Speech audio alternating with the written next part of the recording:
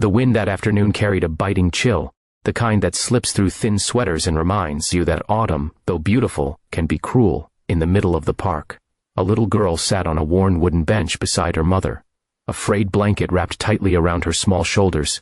Her cheeks were flushed pink from the cold, and when she finally spoke, her trembling voice broke the still air like a fragile note. "Are we bad people, Mama?" The woman beside her turned away, eyes glistening. She tried to hide her tears.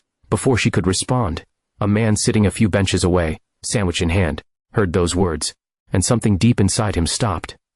If you believe kindness still has the power to change lives, to mend hearts, and to bring light back into forgotten places, then please take a moment to like this video, share it with someone who believes in second chances, and subscribe, because today's story will remind you, goodness still lives among us.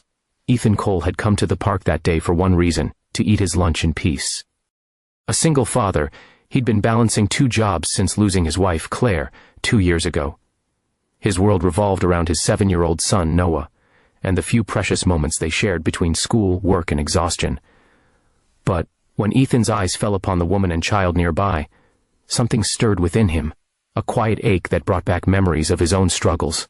Those nights when Noah would ask if everything would be all right, and Ethan didn't have the answer. The woman, maybe in her late 20s, looked weary. Her sweater was thin, sleeves frayed, her hair was loosely tied, her face showing the quiet pain of someone trying to stay strong for far too long. The little girl, no older than 6, had bright blue eyes that still carried hope, fragile but unbroken. Ethan didn't want to intrude, yet he couldn't turn away. When the child repeated her question, louder this time, "Are we bad people, Mama? Because nobody wants us anywhere." Ethan's heart clenched. The woman pulled her daughter close. "No, sweetheart," she whispered, her voice cracking. "We're just unlucky right now." Ethan's grip loosened around his sandwich. He'd heard sorrow before. His own heart had cried for his wife many times, but that small voice shattered something deep within him. He rose and walked toward them, uncertain what to say. The mother stiffened, bracing for judgment, but Ethan's eyes were soft with concern. "Hi," he said gently. "I couldn't help overhearing. Is everything all right?" She hesitated, then forced a nod. "We're fine, just resting." But her eyes betrayed her words, tired, wet, and frightened. Ethan noticed the worn backpack by her feet, the half-eaten bread in the girl's hand. Resting wasn't the truth. He sat down carefully at the edge of the bench. "I'm Ethan," he said quietly. "That's a nice blanket you've got there." The girl peeked at him shyly. "It was my baby blanket," she whispered. "Mama says it's magic. It keeps me safe." Ethan smiled. "Then that's the best kind of magic." The woman's name was Grace. She'd lost her job 3 months ago when the diner she worked at closed. Her landlord gave her 2 weeks to move out, and with no family nearby, she and her daughter, Lily, had been living in their car ever since. But last night, the car broke down completely. Now, they had nowhere left to go. "I've been trying to find something. Anything," Grace said, her voice trembling. "I just need one chance." Ethan's throat tightened. He thought of Noah. How easily it could have been them if life had turned another way. Without a word, he offered her his sandwich. Grace shook her head. "We can't take that." "Yes, you can," Ethan replied softly. "It's just a sandwich. I'll get another one." Lily's eyes lit up as her mother finally accepted it. She took a small bite, and smiled as if she'd been given the world. Ethan sat quietly for a while, watching them eat. The park was full of laughter, but for Grace and Lily, it felt like the world had passed them by. That evening, Ethan went home, but his mind stayed in the park. He thought of Grace and Lily, wondering where they would sleep that night. After putting Noah to bed, he sat by the window, remembering how others had helped him after Claire's death.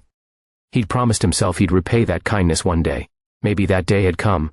The next morning, Ethan returned to the park with a thermos of hot cocoa and breakfast sandwiches. Grace and Lily were there, sitting under the same tree. Their faces lit up when they saw him. They shared breakfast. Grace told him about her life, how she once dreamed of being a teacher, how she just wanted her daughter to feel loved, even when the world gave them little else. Ethan saw in her the same strength that had kept him alive after loss. He couldn't let them fall through the cracks.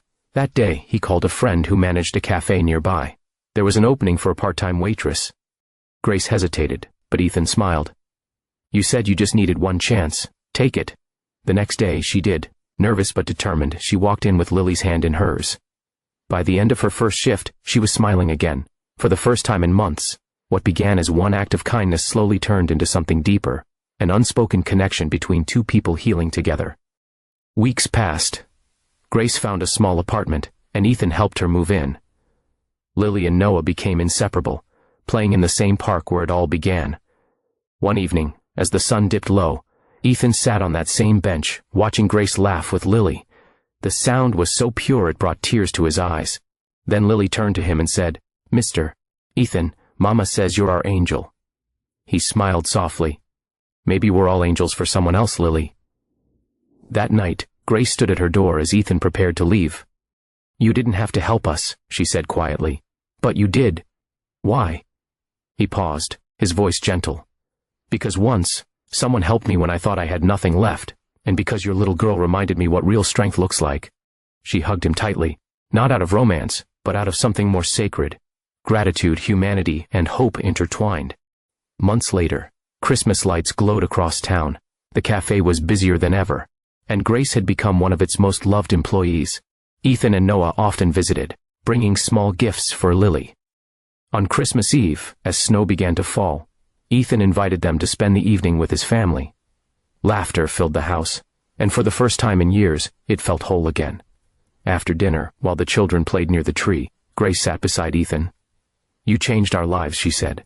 "You didn't even know us, but you gave us a reason to believe again." Ethan shook his head. "You did that yourself," he said. "All I did was listen." Outside, snow blanketed the world in white, quiet, peaceful, forgiving. Grace smiled gently. "You know what Lily asked me today?" She said, "Mama, do you think we're bad people?" I told her, "No, baby, we're just people who got lucky enough to meet someone good."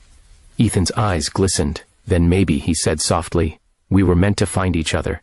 If this story touched your heart, please like this video, share it with someone who needs to believe in kindness again, and subscribe to our channel for more stories that celebrate the beauty of humanity. And before you go, tell us in the comments, have you ever helped someone who ended up changing your life? Because sometimes the smallest act of kindness can heal the deepest wounds.